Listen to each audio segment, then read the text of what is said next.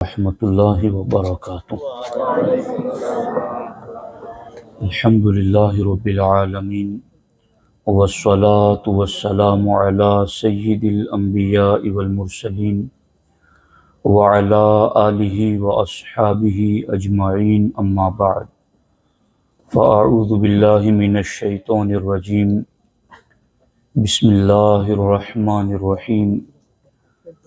وما هذه الحياة الدنيا إلا لهو ولعب وإن الدار الآخرة لهي الحيوان لو كانوا يعلمون۔ صدق الله العلي العظيم وصدق رسوله النبي الأمين المختار الكريم الرؤوف الرحيم۔ لائق صد احترام معزز و مکرم علماء کرام، حفاظ اعظام، سادات کرام، مرد و خواتین، آئیے ہم اور آپ مل کر انتہائی احترام و عقیدت کے ساتھ حضور سید المرسلین، خاتم الانبیاء، شفیع المذنبین، رحمت للعالمین، خاتم المعصومین، راحت العاشقین، صلی اللہ تعالی علیہ وآلہ واصحابہ وبارک وسلم کی بارگاہ میں اپنی غلامی کا ثبوت دیں، اور جس طریقے سے میں پڑھا ہوں میرے ساتھ مل کر حضور دل کے ساتھ نذران محبت پیش کریں۔ الصلاۃ والسلام علیک یا رسول اللہ،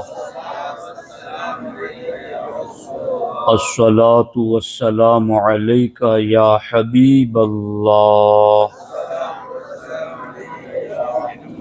الصلاۃ والسلام علیک یا نبی اللہ، وعلی آلک واصحابک یا نور اللہ، صلی اللہ تعالی علیہ وسلم۔ واہ کیا مرتبہ اے غوث ہے بالا تیرا، واہ کیا مرتبہ اے غوث ہے بالا تیرا، اونچے اونچوں کے سروں سے ہے قدم اعلیٰ تیرا، سر بھلا کیا کوئی جانے کہ ہے کیسا تیرا، اولیاء ملتے ہیں آنکھیں وہ ہے تلوہ تیرا، تیری سرکار میں لاتا ہے رضا اس کو شفیع، جو میرا غوث ہے اور لاڈلا بیٹا تیرا۔ دوستان محترم، میرے اور آپ کے لیے خوش نصیبی کی بات ہے کہ اللہ جل مجدہ الکریم کی توفیق سے میں اور آپ شہباز ولایت سرکار غوث العظم دستگیر رضی اللہ تعالی عنہ کی محفل میں شریک ہیں۔ اللہ جل مجدہ الکریم کی بارگاہ میں دعا ہے، اللہ تبارک و تعالی سرکار غوث العظم دستگیر رضی اللہ تعالی عنہ کے فیضان سے ہم سبوں کو مالا مال فرمائیں۔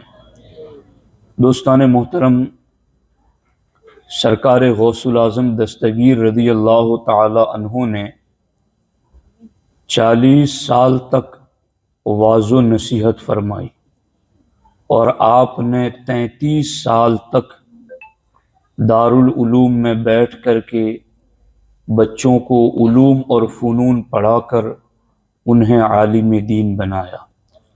غوث العظم دستگیر رضی اللہ تعالی عنہ ایک ہفتے میں 3 اجتماعات کرتے تھے، منگل کی صبح، اتوار کی صبح اور جمعہ کی صبح، اتوار کی صبح اور منگل کی شام۔ ایک ہفتے میں سرکار غوث پاک رضی اللہ تعالی عنہ عوام کے لیے 3 بڑے بڑے اجتماعات منعقد کرتے تھے، اور غوث پاک کے ایک ایک اجتماع میں 70 یعنی 70 ہزار کا مجمع ہوا کرتا تھا۔ غوث العظم دستگیر رضی اللہ تعالی عنہ 70 ہزار کے مجمع میں جب خطاب کرتے تو وہاں کوئی ساؤنڈ سسٹم نہیں تھا، لیکن ہمارے نبی حضور سید المرسلین صلی اللہ علیہ وسلم کا یہ معجزہ ہے کہ ہمارے نبی جب عرفات کے میدان میں قصوہ اونٹنی پر خطاب کرتے تو 1,00,000 سے زیادہ صحابہ میں سے جیسے قریب والے کو سنائی دیتا ویسا ہی اخیر والے کو سنائی دیتا۔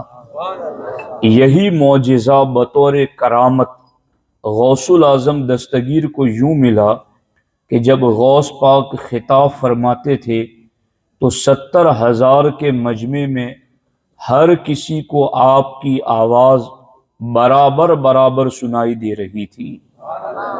غوث پاک جب خطاب کرتے تو وہ خطاب کیسا عالی شان ہوتا تھا کہ آج کا اگر کوئی سیاسی شخص یا کوئی دنیا دار شخص جب کوئی پریس کانفرنس کرتا ہے تو 4-10 میڈیا والے سامنے کیمرے لگا کر اس کی بات کو لکھتے ہیں، لیکن غوث پاک جب خطاب کرتے تھے تو 400 بندے ان کے خطاب کو لکھا کرتے تھے، اور غوث پاک کی محفل میں 70 یعنی 70,000 کا مجمع یہ تو صرف انسانوں کا ہوتا تھا، باقی اولیاء اللہ رجال الغیب اتنے زیادہ ہوتے تھے کہ جب کبھی بیٹھنے والوں کی نگاہ سے رب پردہ اٹھاتا تو اسے ہواؤں میں اولیاء اللہ ہی نظر آتے تھے۔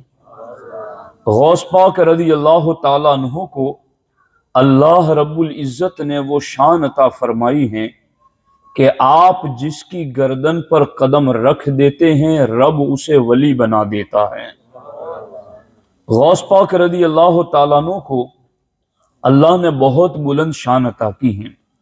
آج ایک جہت کے اعتبار سے میں آپ کو چند باتیں سمجھاؤں۔ یہ جو 50 کے قریب طلبہ آپ کے سامنے بیٹھے ہیں، یہ نوری تربیتی سینٹر جمبو سر میں جو سنی دعوت اسلامی کا مرکز ہے اس کے ماتحت 10 مکاتب چلتے ہیں، اور اس ویکیشن میں ہم نے 10 مکاتب سے 5-5 6-6 بچوں کو یہاں 3 دن تربیت کے لیے بلایا، اور یہ طلبہ ان کو ان کے والدین نے اپنے گھروں سے یہاں بھیجا 3 دن کے لیے۔ ان بچوں نے یہاں خوب محنت کی، اور ہمارے علماء مبلغین نے بھی ان کے پیچھے رات دن لگا کر مسلسل محنتیں کی، جد و جہد کی کہ یہ ابھی بالغ نہیں ہوئے، اس سے پہلے ہی ان کو فرائض کا علم سکھا دیا جائے، ان کو ضروریات کا علم سکھا دیا جائے۔ الحمدللہ جب اس طریقے پر ہم غور کرتے ہیں تو ہمیں پتہ چلتا ہے کہ در حقیقت یہ وہ طریقہ ہے جو پیران پیر غوث الاعظم دستگیر نے اپنے مریدوں کو عطا فرمایا ہے۔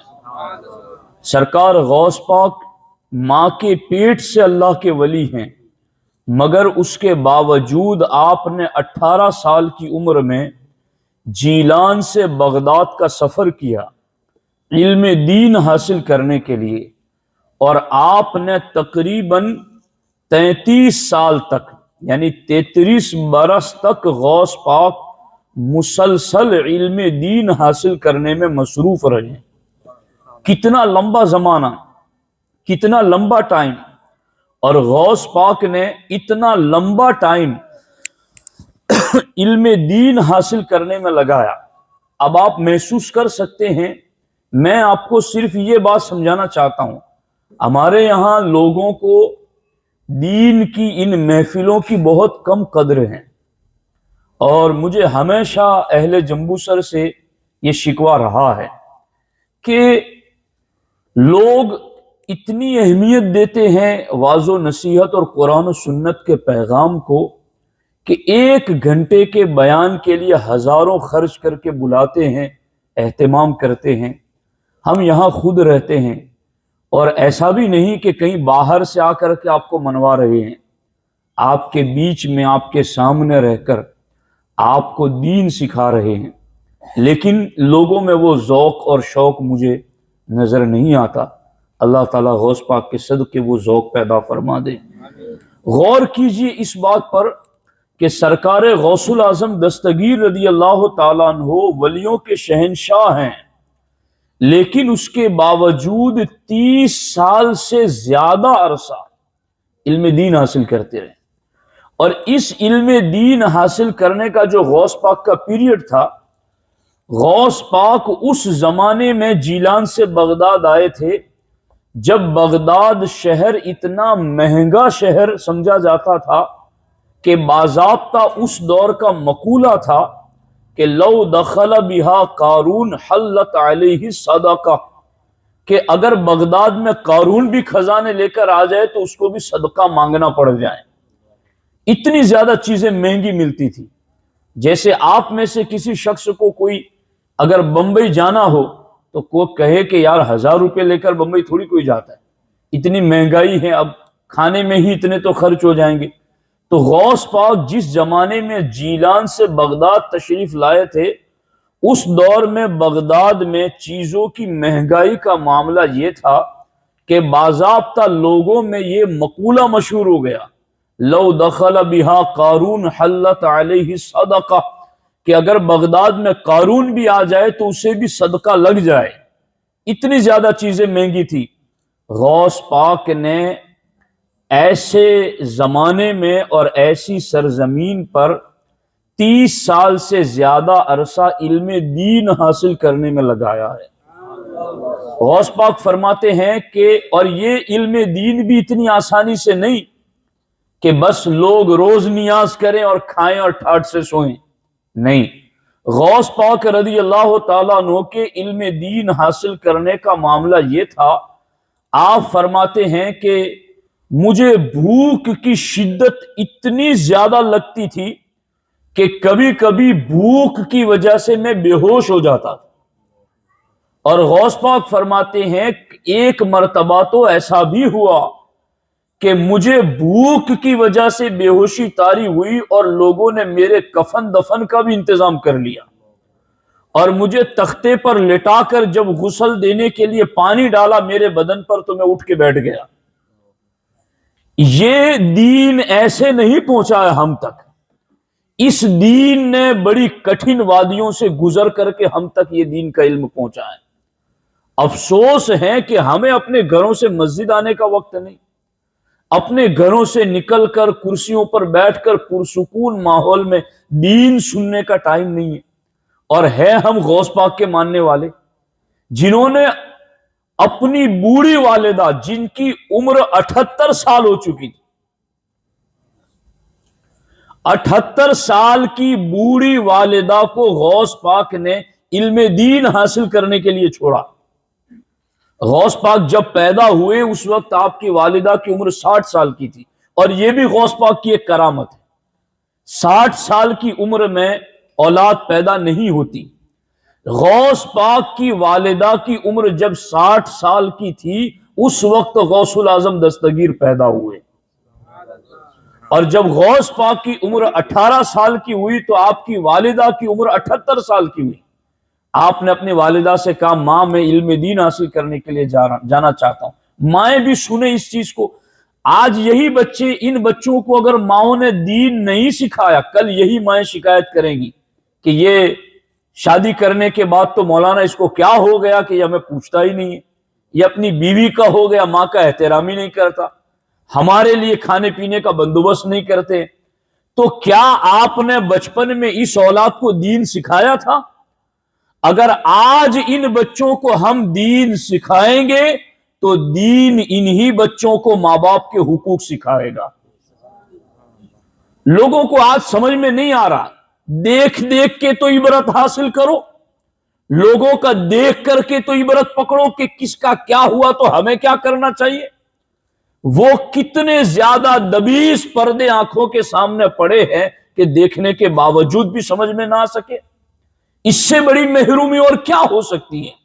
سرکار غوث الاعظم دستگیر رضی اللہ تعالیٰ عنہ کی والدہ نے جب 78 سال کی عمر میں جوان بیٹا جا رہا ہے تو ماں نے کہا کہ بیٹا اب تیری اور میری ملاقات اس زمین پر نہیں ہو سکے گی، لیکن میں تجھے علم دین حاصل کرنے سے روک بھی نہیں سکتی، میرے بیٹے جو میں نے تیرے بارے میں دیکھا ہے، آج تو نے جب سفر علم دین کی طلب کا شروع کرنا چاہا تو میں سمجھ گئی کہ جو مرتبے میں نے تیرے دیکھے ہیں ان مرتبوں کے ظہور کا وقت آ گیا ہے کہ اب تیرے وہ مرتبے ظاہر ہوں گے۔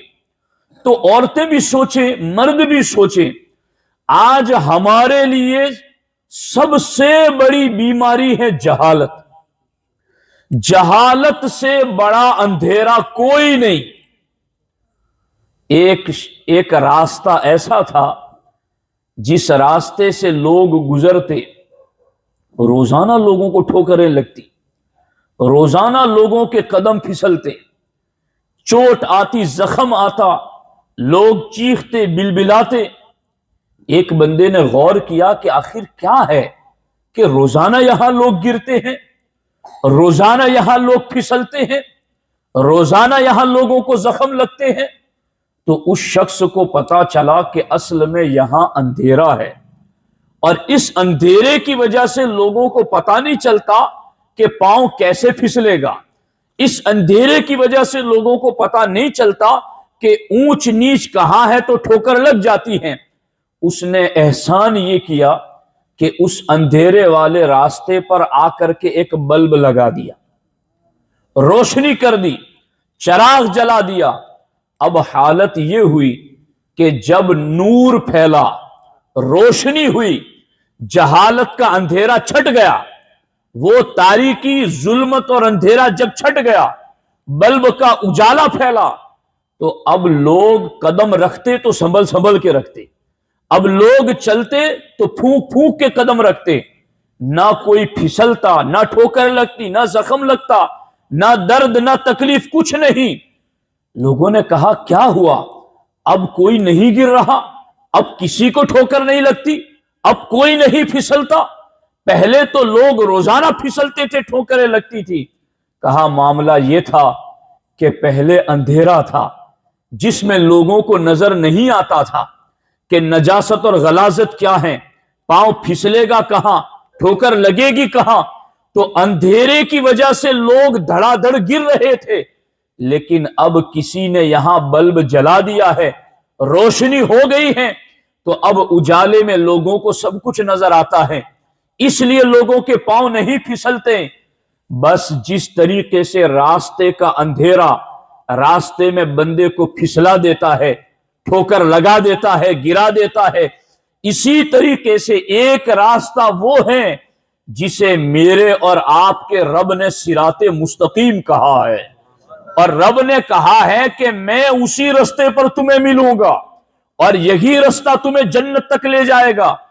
اس صراط مستقیم پر بھی اگر جہالت کا اندھیرا ہم اپنی حیثیت سے اپنے لیے ڈال رکھیں گے تو پھر بد عقیدگی کے کیچڑ میں کبھی پڑ جاؤ گے، کبھی بد عملی کے پھسلن میں پھسل جاؤ گے۔ اس لیے ضروری ہے علم دین کا بلب جلاؤ، جہاں علم دین کی روشنی آئے گی بندہ بد عقیدگی میں بھی نہ پڑے گا، بد عملی سے بھی محفوظ ہو جائے گا۔ ہمارے پیران پیر نے ہمیں یہی سبق دیا ہے۔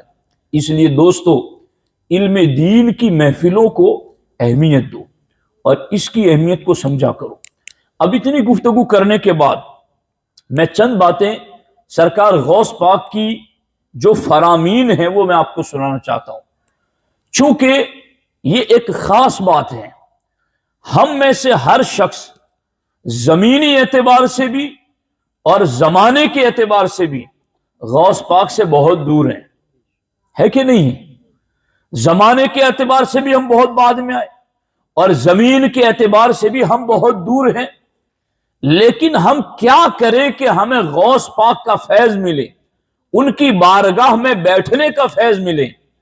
تو دوستان محترم، میں آج آپ کو اس کا نسخہ بتا رہا ہوں۔ امام بخاری، نام سنا ہوگا آپ نے، بخاری شریف جنہوں نے لکھی ہے، امام بخاری امیر المومنین فی الحدیث اپنے شاگرد حضرت محمد بن ابی حاتم کو حدیث لکھوا رہے تھے۔ وہ بولتے تھے محمد بن ابی حاتم ان کے شاگرد حدیثیں لکھتے تھے، لکھتے لکھتے محمد بن ابی حاتم کو کچھ اکتاہٹ ہوئی اور ان کی طبیعت میں ملول خاطر پیدا ہوا، ان کی طبیعت میں اچاٹ پن پیدا ہوا، تو امام بخاری نے فوراً ان کی اصلاح کرتے ہوئے کیا کہا وہ میں آپ کو سمجھانا چاہتا ہوں۔ امام بخاری نے فرمایا طب نفسا، اے محمد بن ابی حاتم غم نہ کر، خوش رہا کر۔ کیوں؟ فإن اہل الملاہی فی ملاہیہم والتجار فی تجاراتہم۔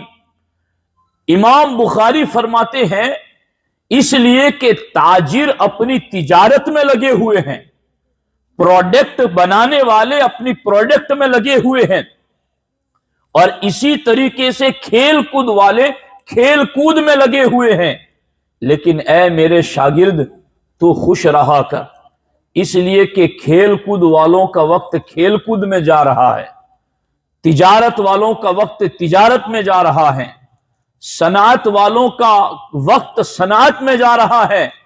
انت مع النبی صلی اللہ علیہ وسلم و اصحابہ، لیکن اے محمد بن ابی حاتم تو خوش رہ، اس لیے کہ تو حدیث لکھتا ہے، حدیث سنتا ہے، اس حیثیت سے تیری ہر گھڑی اپنے نبی کے ساتھ گزر رہی ہے، چونکہ تو نبی کی بات سنتا ہے، تو نبی کی بات لکھتا ہے، تو نبی کی بات بولتا ہے، نبی کے فرمان پر غور کرتا ہے، تو جو تجارت کرتے ہیں وہ تجارت میں لگے ہیں، اور تو نبی کی حدیث سننے سنانے لکھنے لکھانے میں لگا ہے، تو حقیقت میں نبی کے ساتھ جڑا ہوا ہے، تیرا وقت نبی کے ساتھ گزر رہا ہے، ان کے صحابہ کے ساتھ گزر رہا ہے۔ یہی معاملہ حضرت عبداللہ ابن مبارک کے ساتھ پیش آیا، یہ امام اعظم کے بھی استاد ہیں، یہ امام اعظم کے شاگرد ہیں اور امام بخاری کے اساتذہ میں ہیں۔ امیر المومنین فی الحدیث عبداللہ ابن مبارک رضی اللہ تعالی عنہ، ان کو کسی نے کہا کہ آپ ہمیشہ گھر میں رہتے، باہر نکلتے ہی نہیں، کان یکثر الجلوس فی البیت، جب بھی دیکھو تم گھر میں بیٹھے رہتے ہو، باہر نہیں نکلتے، تو تمہیں وحشت نہیں ہوتی ہے گھر میں بیٹھے بیٹھے؟ ہمیشہ ہی گھر میں رہتے ہو، کبھی باہر نکلو، گپے شپے لگاؤ، لوگوں کے ساتھ بیٹھو، ہنسی مذاق کرو، تو ہمیشہ تم گھر میں رہتے ہو، تو تمہیں گھر میں بیٹھے بیٹھے اکیلا پن اجنبیت کا احساس نہیں ہوتا؟ تو جانتے ہو امام عبداللہ ابن مبارک نے کیا فرمایا؟ عبداللہ ابن مبارک نے فرمایا تمہیں کس نے کہا کہ میں اکیلا رہتا ہوں گھر میں؟ کہا ہم سب دیکھتے ہیں کہ تم اکیلے ہی گھر میں بیٹھے رہتے ہو۔ کہا میں اکیلا نہیں رہتا، میں تو ہر گھڑی اپنے نبی کے ساتھ رہتا ہوں، چونکہ میں ان کی حدیث پڑھاتا ہوں، میں ان کی حدیثیں لکھتا ہوں، میں ان کی حدیثیں لکھواتا ہوں، تو میرا تو ہر لمحہ اپنے نبی کے ساتھ گزرتا ہے، تمہیں کس نے کہا کہ میں اکیلا رہتا ہوں؟ ان دونوں واقعات سے، امام بخاری کے اور عبداللہ ابن مبارک کے ان دونوں کے واقعات سے یہ پتا چلا کہ جس بزرگ کا فرمان تمہیں سننے سنانے لکھنے لکھانے کا وقت مل جائے تو وہ وقت حقیقت میں اس بزرگ کے ساتھ ہی گزرتا ہے۔ سمجھ آ رہی ہے کہ نہیں آ رہی؟ اب میں آپ کے سامنے غوث پاک کے چند فرمان پڑھنا چاہتا ہوں، اور غوث الاعظم دستگیر رضی اللہ تعالیٰ عنہ کے چند فرامین پڑھ کر کے میں آپ کو سناؤں، جن سے آپ کا ایمان تازہ ہوگا اور آپ کو پتا چلے گا کہ سرکار غوث پاک نے ہمیں کیا کہا ہے۔ دیکھیے غور کرنا، اب پڑھنا ہمارا ذمہ ہے، سمجھانا ہمارا ذمہ ہے، کچھ دھیان دینا، توجہ کرنا یہ آپ کی بھی کچھ ذمہ داری بنتی ہے۔ تو غور کرنا غوث پاک کیا فرماتے، یہ میرے سامنے الفتح الربانی، الفتح الربانی کی پہلی مجلس ہے۔ غوث پاک کیا فرماتے؟ غوث پاک فرماتے انتبہوا لہو، اے میرے مریدو ہوشیار ہو جاؤ۔ کیا کہا؟ ہوشیار ہو جاؤ۔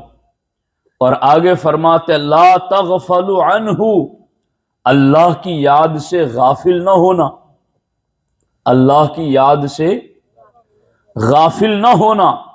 فرماتے ہیں لا یکون انتباہکم بعد الموت، ایسا نہ ہو کہ تمہیں مرنے کے بعد ہوش آئے، ایسا نہ ہونے دینا، جیتے جی ہوش کر لینا۔ یہ جو آج تمہیں باتیں سنائی جا رہی ہیں، یہ بہت یاد آئے گی اگر اس پر دھیان نہ دیا تو۔ غوث پاک کیا فرماتے؟ انتبہو، میرے مرید ہو تم ہوشیار رہو، بیدار رہو، خبردار رہو۔ لا یکون انتباہکم بعد الموت، تمہیں کہیں موت کے بعد ہوش نہ آئے، ایسا نہ ہونے دینا۔ کیوں؟ موت کے بعد ہوش آیا تو کیا ہوگا؟ غوث پاک فرماتے فَإِنَّهُ لَا يَنْفَعُكُمُ الْإِنْتِبَاهُ فِي ذَلِكَ الْوَقْتِ، موت کے بعد ہوش آئے گا تو کوئی فائدہ نہیں ہوگا۔ موت کے بعد ہوش آئے گا تو کوئی فائدہ نہیں ہوگا، بلکہ موت کی گھڑی میں جب بندے کو نظر آنے لگتا ہے نا فرشتے، جب گڑگڑا آ جاتا ہے گلے میں، اور جب اس کو سکرات اور نزع کی کیفیت طاری ہوتی ہیں، اس وقت کی بھی جو پوزیشن ہوتی ہے، اس وقت بندہ یہ کہتا ہے جو قرآن میں ہے، رب ارجعونی لعلی اعمل صالحا، اے اللہ مجھے ایک مرتبہ واپس بھیج دے، تھوڑی مہلت دے دے مجھے۔ کیا کرے گا؟ لعلی اعمل صالحا، میں بہت زیادہ نیکی کے کام کروں گا۔ اس وقت ہر بندے کو کہا جائے گا موت کے وقت کلا، ہرگز نہیں، اب وقت ختم۔ اذا جاء اجلہم لا یستأخرون ساعۃ ولا یستقدمون، ایک لمحہ موت آگے پیچھے نہ ہو سکے گی۔ خوب عاجزی کرے گا مرنے والا، مجھے مہلت مل جائے، مجھے سیکنڈ مل جائے، ٹائم مل جائے، منٹ مل جائے۔ اللہ فرمائے گا اب نہیں۔ غوث پاک فرماتے ہیں لا یکون انتباہکم بعد الموت، میرے مریدو ایسا نہ ہو کہ موت کے بعد تمہیں جاگ آئے، موت کے بعد تمہیں ہوش آئے، ایسا نہ کرنا۔ کیوں؟ فَإِنَّهُ لَا يَنْفَعُكُمُ الْإِنْتِبَاهُ فِي ذَلِكَ الْوَقْتِ، اس لیے کہ اس وقت ہوش آنا نفع نہیں دے گا، اس وقت فائدہ نہیں ہوگا۔ ہوش آ گیا، اس وقت تو ہوش کیا، ہوش اڑ جائیں گے۔ قرآن میں جو الفاظ ہے اگر اس کو سن لیں، ترجمہ سن لیں، تو آدمی کے ہوش ٹھکانے لگ جائے۔ شاخصاً ابصارہم، آنکھیں کھلی کی کھلی رہ جائے گی۔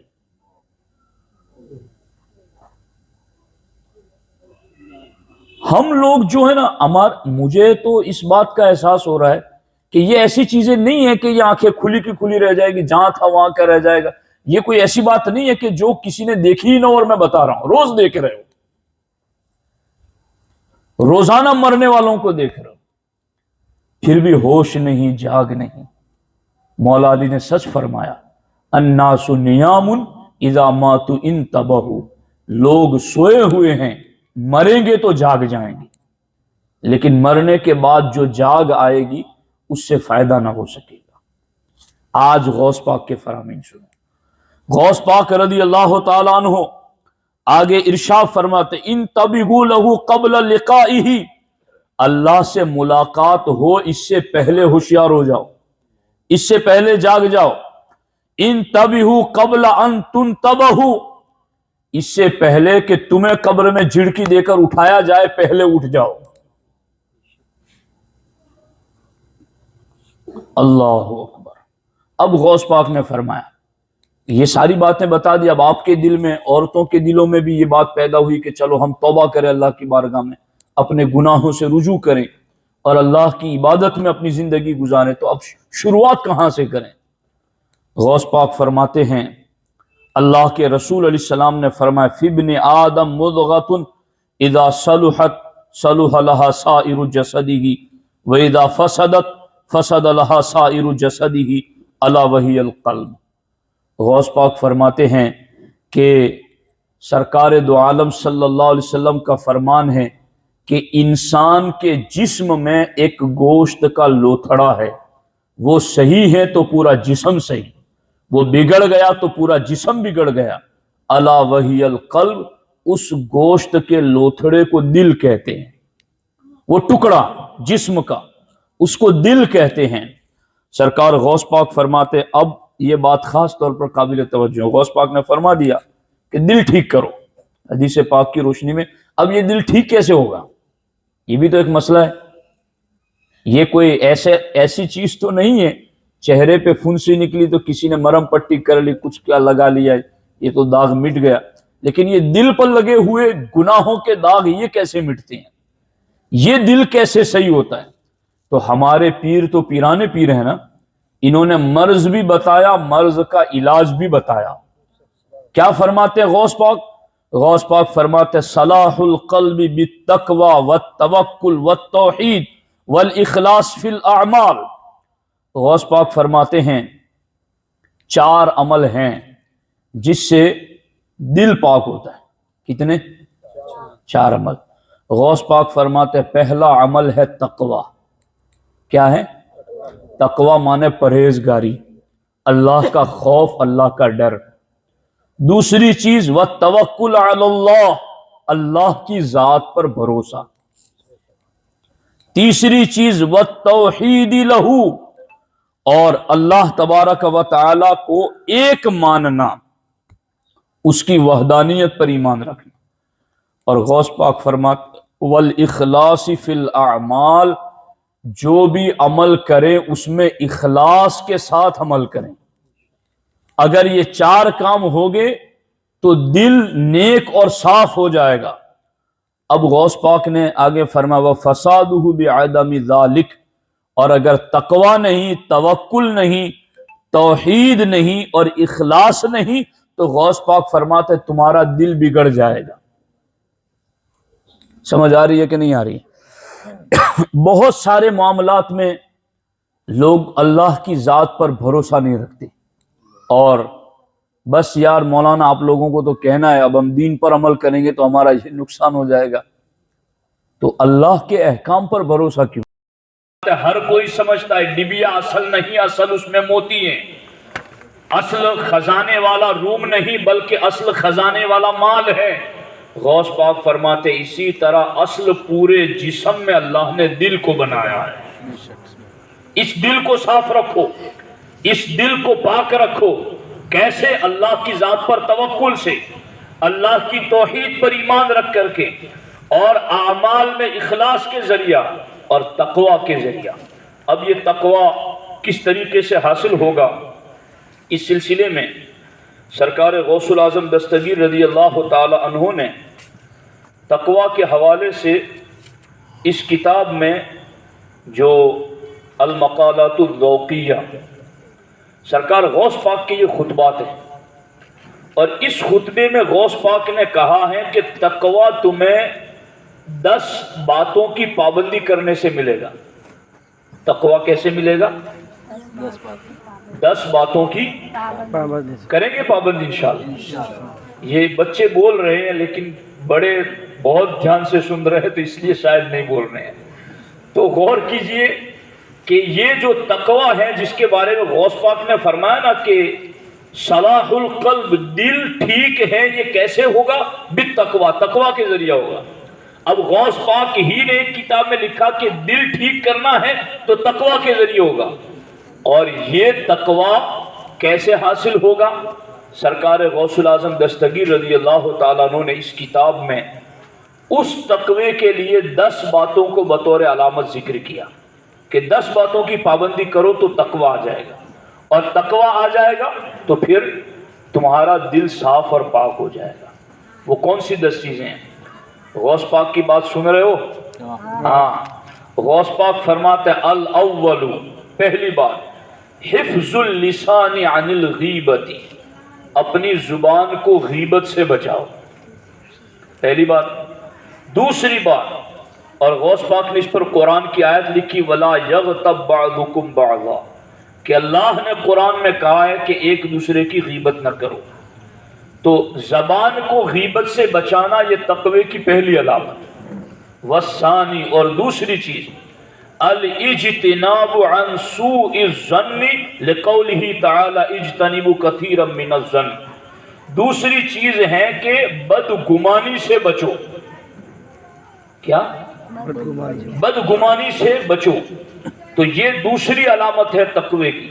والثالث اجتناب السخریۃ لقولہ تعالی لا یسخر قوم من قوم، غوث پاک فرماتے ہیں تقوی کی تیسری علامت یہ ہے کہ ایک دوسرے کا مذاق اڑانے سے بچو۔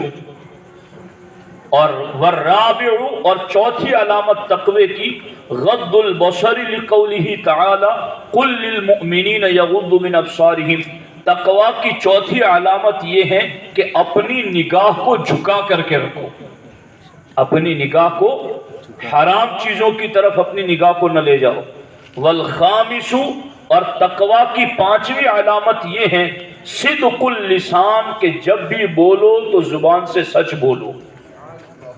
اور غوث پاک فرماتے ہیں والسادس، چھٹی چیز یہ ہے ان یعرف منت اللہ تعالی کئی لا یعجب بنفسہ، کہ اللہ کے احسانات کو اپنے اوپر یاد رکھیں تاکہ وہ اپنے نفس پر تکبر نہ کرے، یعنی وہ سب کچھ یہ جانے کہ یہ جو کچھ مجھے ملا ہے وہ اللہ کا کرم ہے، اللہ کے احسانات ہیں، تاکہ اس کا نفس اس کو تکبر کی طرف نہ لے جائے۔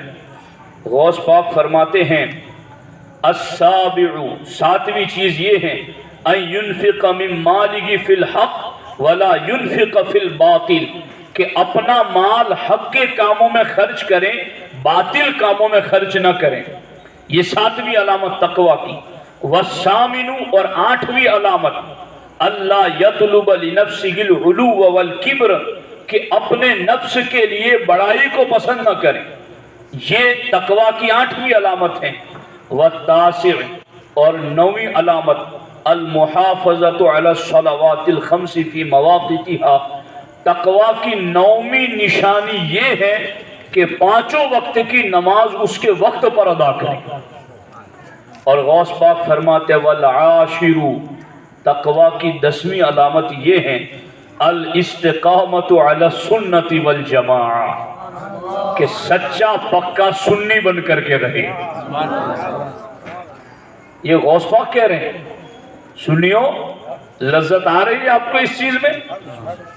ہاں، ہم سنی سنی سنی کی بات اس لیے کر رہے ہیں کہ ہمارے پیران پیر نے اسی سنیت کا پیغام ہمیں دیا ہے کہ تمہیں ساری نیکیاں کرنی ہے، تمہیں تقوی بھی اختیار کرنا ہے، اور تقوی کے لیے تمہیں زبان کی پابندی حفاظت کرنی ہے، بدگمانی سے بچنا ہے، مذاق مسخری سے بچنا ہے، تمہیں نگاہ کو جھکا کر رکھنا ہے، تمہیں سچ بولنا ہے، تمہیں اللہ کے احسانات کو یاد رکھنا ہے، تمہیں اپنا مال حق میں خرچ کرنا ہے، باطل میں نہیں خرچ کرنا، تمہیں اپنے نفس کے لیے تکبر نہیں چاہنا، تمہیں 5 وقت کی نمازوں کی پابندی کر۔ غوث پاک نے یہ 9 چیزیں بتا کر فائنلی بات یہ بتائی کہ یہ ساری باتیں فائدہ تبھی دے گی جب 10ویں بات ہوگی، اور وہ یہ ہے کہ تم سچے پکے سنی بن کر کے رہو گے۔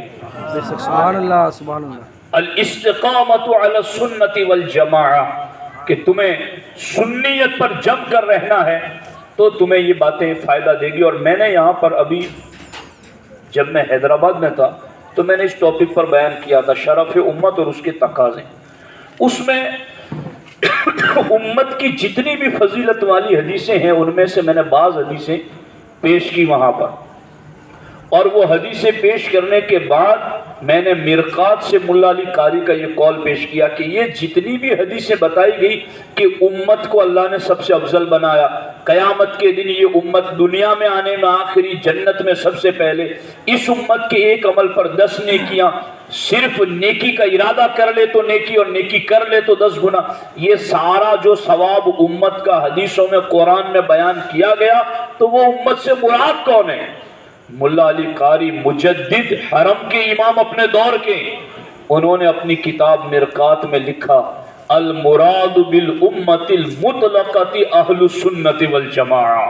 سبحان اللہ۔ ملا علی قاری نے اپنی کتاب میں لکھا کہ جہاں بھی قرآن حدیث میں امت کی فضیلت بیان ہوئی ہے اس سے مراد صرف اہل سنت و جماعت ہے۔ اس لیے کہ دوستو آپ کو ولی ملے گے تو سنی جماعت ہی میں ملیں گے، غوث ملیں گے تو اسی جماعت میں ملیں گے، کتب ملیں گے اسی جماعت میں ملیں گے، صحابہ اہل بیت ملیں گے اسی جماعت میں ملیں گے۔ اس لیے یہی امت کی شان کا مظہر ہے کہ اللہ تبارک و تعالیٰ نے اس امت کو یہ شان عطا فرمائی ہے۔ غوث پاک کے اور بہت سارے فرامین اس وقت میری نگاہ کے سامنے ہیں، لیکن اب سب کو میں کیسے پڑھوں، اور آپ لوگ کافی دیر سے بھی بیٹھے ہوئے ہیں، مائک نے بھی کافی ڈسٹرب کیا آپ لوگوں کو، اور اس پر بھی میں معذرت خواہ ہوں کہ ہم لوگ صحیح انتظام نہ کر سکے، لیکن آئندہ انشاءاللہ عز و جل چند دنوں بعد انشاءاللہ مسجد عائشہ کے قریب انشاءاللہ ایک بہترین انتظام کریں گے، اور جو باقی بہت کچھ بچ گیا، بلکہ میں نے کتابیں کھولی نہیں ابھی، وہ سارا کچھ انشاءاللہ تفصیلی گفتگو ہم انشاءاللہ 1-2 ہفتے میں مسجد عائشہ کے قریب یا مسجد عائشہ میں پروگرام رکھ کر کے غوث پاک کی شان کے حوالے سے آپ کو بتائیں گے۔ انشاءاللہ آئیں گے وہاں پر آپ انشاءاللہ عز و جل۔ اللہ تبارک و تعالیٰ کی بارگاہ میں دعا ہے، رب ذوالجلال آپ سبوں کا، میرا سب کا یہاں جمع ہونا اپنی بارگاہ میں قبول و منظور فرمائے، اور اللہ تبارک و تعالیٰ سرکار غوث پاک کے فیضان سے ہم سبوں کو مالا مال فرمائے۔ السلام علیکم ورحمۃ اللہ وبرکاتہ۔